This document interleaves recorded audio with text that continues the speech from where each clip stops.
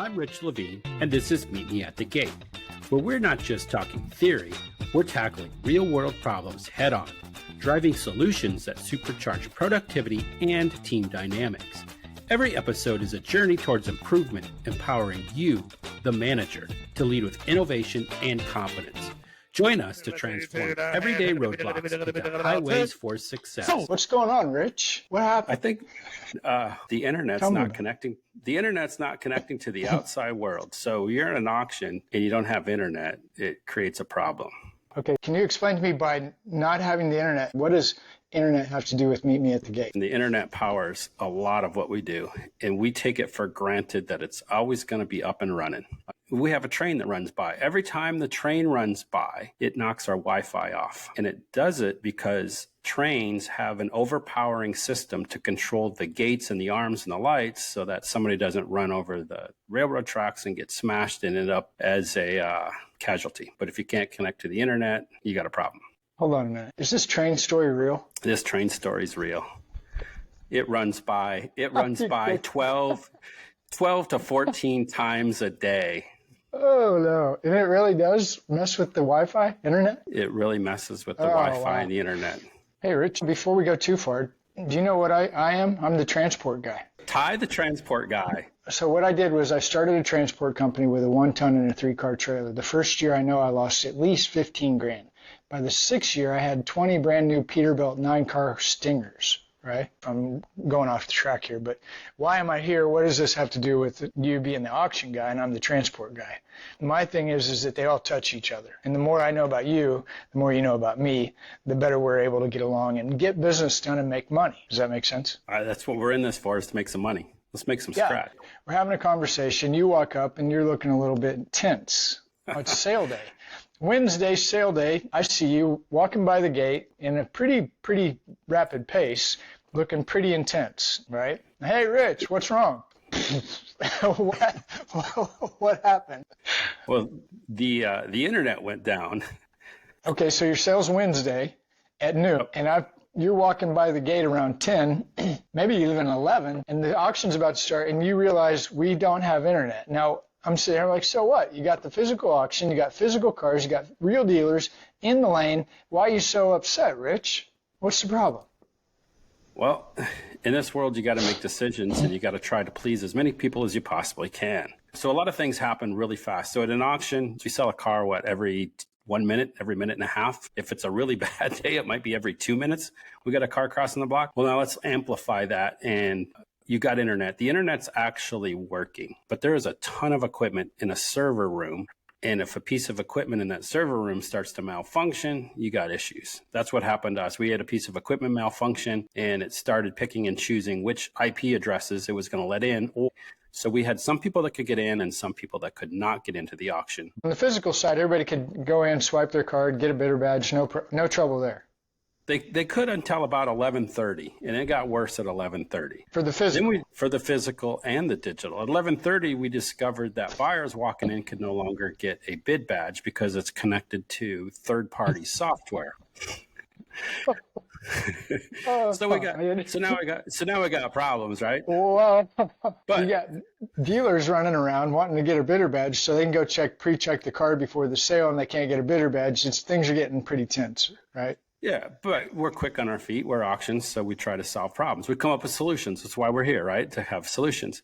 So what we did is we had access to our system. We could see them, and you're like, walk in, oh, Ty, your number is T1001, and that's your account number. So we just wrote T1001 on a sticker, put it on your shirt. You went out into the lane, and then we knew who you were and that you had actually checked in and showed us your credentials. We went old school. We did it like we were back in the 1980s. Wow. They're not super experienced when it comes to auction experience. Like, late 1900s, we were selling everything on paper. We'd type it into a computer. I remember selling cars at a Mannheim sale in California using the old block tickets. So that gives you a time frame. If anybody doesn't know what a block ticket is, and we're going way too far back. So fast forward to now, I got all these managers that are working for me. They're great people. I'm working on building some trust up with them and some hope and, trying to show them the future. And all of a sudden something hits them that's never hit them before. No internet. And they've got to have faith in me that it's going to work. All kinds of questions come at me. Well, how are we going to do this? Okay, we're going to print out paper blocks. What? yeah, we're going to print out a paper block and we're going to have it on every block. And you're going to write down the buy amount, whether it's an offer or not. And then you're also going to have to record the seller or the buyer number. So that goes back to why I said I was going to give you T1001. That was your account number. Now I've got it. But we have this mix going on in the sale because a lot of people were able to get bid badges. So for example, it was about the first 150 people through the door got a bid badge. So I got bid badges 1 through 150. And then all of a sudden, well, now I got to go with account numbers. Right. So now let's flip it back to the other side of the internet side. Some people were able to get into the sale. Some people were not able to get into the sale. So here's the information I have coming at me. I got a lot of people in front of me. I got a lot of employees that have parked a lot of cars. I got to make a decision. I've got an obligation to keep them employed. I've also got an obligation to the investors that own the auction to generate some revenue. So now we're getting a little closer to that noon time. I get a couple phone calls. People are like, hey, I can't get in. Yeah, I know we can't get in. You're down. Yeah, I know I'm down. You're telling me the obvious. Let's figure out how we can move forward with this. So now we get up to noon. I got to make a decision. It's go time. What do you do? So I walk back to the server room. I look at the really smart guys and I say, can we have a sale? They don't say no. So I make the decision that we're going to go. It's go time. I run out, grab the auctioneers, say, get up on the block. Let's go. Don't go so fast that we can't write down the information. It's go time. Now, I'm going to go ahead and some transparency here. I know a little bit of this story. So yep. I'm probably not as old school as you, but I am definitely old school. And if I have a physical building with physical real people with real cars on sale day, and it's 11:30 and there's already 150 people with bidder badges in there, and there's still dealers coming, I'm having a hard time understanding why you would call this sale, right? Just because the internet's down. So I can't have an online sale. So, I mean, I understand it's a big decision to make, but at the same time, I'm thinking, why is it a big decision? Everybody's here, their car's here, we're having a sale. You're explain to me why this internet deal is so important. I mean, I know it's probably going to come around later to why it's so important, but I want emphasis now as to why you're making this point of the story. It's 11:59 and 59 seconds, and you look at the IT guys and you say, are we going to have a sale today? And they don't say no. So you say, we're having a sale. So there's real drama around this statement, around this time frame, right? So I'm just trying to understand, why would we potentially think, oh, look, we're not going to have a sale today, guys, the internet's down. It doesn't click in my brain. Well, then you're gonna upset everybody that's right in front of you, right? So all the employees are gonna be, what, really? I parked all these cars, I did all this work, we're not gonna have a sale. You got all the dealers that came out and previewed the cars, walked the cars, got bidder badges, are standing there waiting for the sale and go, what? We're not gonna have a sale? Now let's flip the script. Now we got people online and you can't get them all on there. And they're going, what? You're gonna have a sale without me? Yeah, we gotta make that decision. So we've got to figure out what we're gonna do. The other side of it is we create a marketplace, and the marketplace is try to get as many eyeballs on a car as you possibly can. And with technology, we can do that through the internet. Mm-hmm. And what we believed was happening at 11:59 is that people were actually able to see the cars, hear the auctioneers, and be able to bid online. Fast forward that a little bit, what we discovered once we started the sale is that the only people that could get online were those that did not require a bidder badge. So in other words, the sellers. So right. Our big sellers could get on, and our buyers that had to run through auction access to get verification couldn't. Because what we learned is that despite the fact that we had internet working and we could do stuff internally, the outside world wasn't able to see us because the communication, the switch, the server between our auction and third-party applications, for example, auction access, was not communicating. Therefore, they would get an error on the bidder end or the buyer end. If you wanted to buy a car, get a bid badge, you'd get an error. Hey, cannot connect. They'd start calling and saying, hey, I can't get in. Yeah, I know, but we got some people in. Are you going to run a sale? Yeah, we're going to run a sale. Why? Because I got people right here in front of me. Unfortunately, we had a couple of people that just didn't agree with that decision. But hey, at the end of the day, I got to sell cars. Well, to me, it's really profound. And I mean that word too. This is a profound conversation. We've reached a place where we can literally contemplate shutting down the reality because the virtual is having a problem. That to me seems really bizarre. So we'll skip that because I'm just weird. But in this 11:59 time frame, something else happens that as we're having this conversation, it turns out to be just an amazing conversation. But So who keeps calling you, also reminding you that you're not online? I had a third party call in. It was Auction V Commerce. And unfortunately, I didn't know them that well. I know who they are and a little bit about what they do, but I didn't know. And I'm like, yeah, no kidding, we're down. I know you're like all the other phone calls I'm getting. You're telling me we're down. Their comment back to me was great. Well, once you get back up, let us know. I said, okay, great. I'll do that. I'll give you a call back. Right, and keep in mind, like, this is a really intense period of time, right? I mean, you're trying to make sure you're dealing with your people out there that got real bidder badges that are really there. You're also dealing with the IT people. You're dealing with your own team, trying to get them to do something they haven't done before. And this is all within a 30, maybe an hour max window. There's a lot happening in this story that is really, you start looking at, and that's why I love my relationship with you, Rich, because yeah, I'm just the transport guy, you're the auction guy, and I'm looking at this, I'm thinking, holy cow.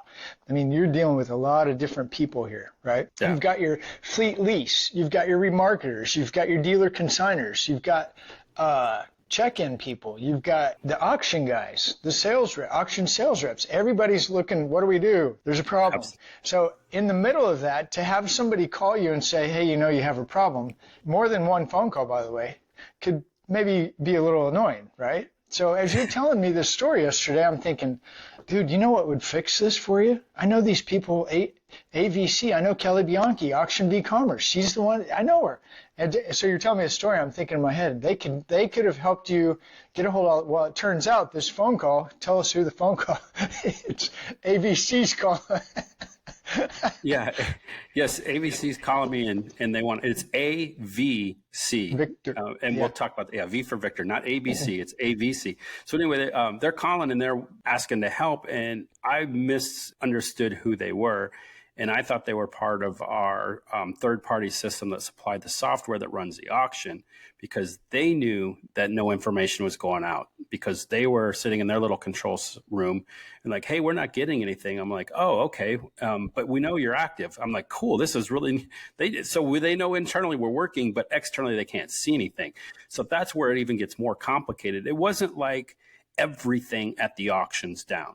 So when we're making this decision, I got to go through and I got to start figuring out, and I'm looking for all the reasons to continue to go, right? So this is where leadership comes in. Oh, yeah. You got to look at all the reasons, all the possibilities on how you can make something happen.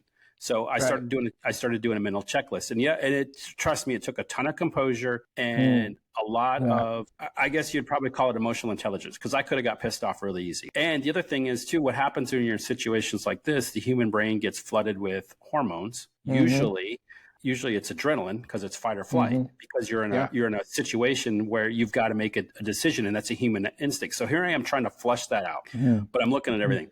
Okay, number one, the IT guys, the really smart dudes, they never said no. All right, that's a positive. You didn't tell me I can't do it. All right, I'm moving forward. I went out and talked to my team. Hey, print out blocks. Can you print out a block? Yep, I know how to print out a block. Cool. There's 2 yeses. Hey, can you be on the block for me? Can you write down who's buying the car, what the bid price is, so we can have it and we can scan it in after the sale? Yep, absolutely. I got it. I got 3 yeses. I started calling some of the biggest sellers we have. I'm not calling them. I'm actually texting them. I got a bunch of texts going. Are you online? Yep, I'm online. Can you see the lanes? Yep, can see the lanes. All right, I'm going to do an auctioneer test. I'm going to have to get up there. I'm going to have them start doing audio. Can you hear them? Yep, I can hear them. So they said, what are you doing? I said, we're going. I've got all these yeses. Oh, wait a second. I got a handful of dealers that want to buy cars that can't get in. Like, guess what? I got 150-ish that walk through the front door that can buy. All right. So I've got all these yeses, and I've only got one real no, and that's some dealers can't get on. I got to go forward. I got to move. We're going to have a sale. I just can't believe that we're having a conversation questioning why you did have a sale. That's what I'm really trying to wrap my brain around, right? I get it. I don't know if it's politics or what it is, but I understand that, everybody needs to be included, and if they can't get on, I'm sorry, but I mean, isn't an auction like a place for you to have, as a seller? I had a dealer's license wholesale. I've bought and sold cars, but I've always been told, nobody's standing there with a gun to your head saying you have to sell it. Correct. We're creating the opportunity for somebody to come in and buy and sell cars. So it's up to your decision. I'm creating the marketplace, and I'm generating bids. And if those bids are not high enough to meet what you think the car is worth, then you simply have the right to say no, just like any other sale. Unfortunately, some people might rely a little too heavily on the internet and think that that's a big piece of the market and it's going to cause problems. Wow. I had one of our sellers called me out, and just said, "Hey, you probably shouldn't have had a sale." Mm-hmm. And that's a roadblock. And to me, when I pull it back, that's comes back from where I look at it and I go back to the decisions I made. What are all the reasons why I had a sale? But in a situation like that, you just listen, you hear them out, you acknowledge them, and you find a path forward. Well, and retaining a client's always important, and I don't want to go off on that trail as to who's right, who's wrong. But what I do like is there's solutions that came out of this, right? So, as looking at this from a leadership, from get out of your own vertical, learn what the auction manager has to deal with, learn what the transport guy has, learn what about the IT guy, what about the online salespeople. So as we're going through here, the story. Somehow we connect. It's AVC, Auction V-Commerce, and in full transparency, Auction V-Commerce. You may not have been aware how connected Auction V-Commerce was with your auction. So as we're having this conversation, I'm like, I know Kelly. Let's call her. Let's do a three-way call. This is a really cool story because it's getting close to 6 p.m. on a Friday night. I call Kelly Bianchi. She answers the phone. So let's rewind that a little bit. So what do you and I do every Friday? Because for those that are out there listening, I'm working in one city and I drive home to another city. So I got a place in city B where I work. And I drive 3 hours, sometimes 2 hours, sometimes 4 hours home. And you and I have conversations every Friday where we came up with this whole idea. Let's just start recording this stuff. So we're driving and we're learning. I'm driving, you're listening home. And we're talking, right? We're having conversations like this. And I tell you the story and you said, hey, I know who can solve that. And you tell me, Kelly, right? Bianchi. Yeah. Right. And you start talking about Kelly. And what do I do? Hey, Ty, why don't you get her on the phone? Well, it's Friday night, Rich. I don't think she's going to be. And then what do you learn about me, Ty, when I latch onto something? Just do it. Just call her. Just do it. So it took me 3 or 4 very polite button pushes. Ty, give her a call. I'll call her. And then lo and behold, so I'm driving. It's probably, I don't know, it felt like 10 minutes I'm driving. I know it wasn't that long. And I don't hear anything. And I'm like, did I lose him? I'm sure you and Kelly were having a great conversation. Next thing I know, you pop on and you're like, and it's like, you didn't even say anything, Ty. Kelly just like, hey, Rich, how you doing? And I'm like, so I am a customer of theirs. I did not know it. So full transparency, I just started running this auction and I don't know everything. There's no way I can know everything. There's no way a leader can know everything that's going on right now. It's just impossible. Give me some time. I'm going to figure it out. I'll learn a lot more. Still won't know it all. So long story short, we've got a contract with them and I'm a customer.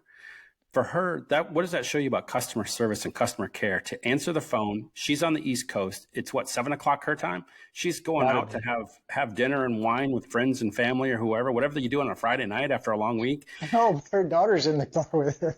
Oh, goodness. Forgot to tell you that, yeah. Her daughter's really awesome, by the way. She came at the used car week and got to meet her. So anyway. Awesome.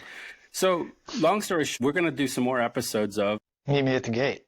Meet Me at the Gate, absolutely. And we're going to have to get Kelly on a show and talk about step 2, what's going on. And we're going to talk about that journey on how I'm going to learn about her service and how it can work and how it can help us in a situation, make not only just when the internet goes down or the connectivity part go down, but a lot of other things at the auction go down. Well, see, I enjoyed the phone call because I was a fly on the wall. So I've spent enough time with Kelly. I can't say like I know her heart or I know her that well, but watching her posts online, listening to her at conferences, talking to her one-on-one at these conferences, what I can definitely tell is she's super smart. She understands the value of what she's providing, right? Her company, her business. And then the next thing that I always catch from her is she's 100%, wants to help you succeed. This is a great spot, I feel like. I'm sitting here, I'm listening to you guys back and forth, and she's doing a great job. You're asking questions, she's explaining. So my big takeaway from just being the fly on the wall in that conversation was that you now have something that you're going to go try to figure out in like a week, right? You're going to go take this AVC, you're going to help your employees. This thing does a lot more than help the online buyer know that he can't get online. That's where this started, and as it kind of unraveled, we're starting to see there's value in the technology of something that you already have, and you're pretty pumped about it. Oh, absolutely pumped about it. This is a good segue because I think the next show you're getting ready to have is you're going to try to bring her on and let me be a fly on the wall again. Absolutely. Thank you for joining me on this episode of Meet Me at the Gate. I hope the conversation has helped to fuel your drive and equip you with insights to steer your team towards success. Remember, the road to success is always under construction. And until next time, keep your engines revving and your gas tanks full.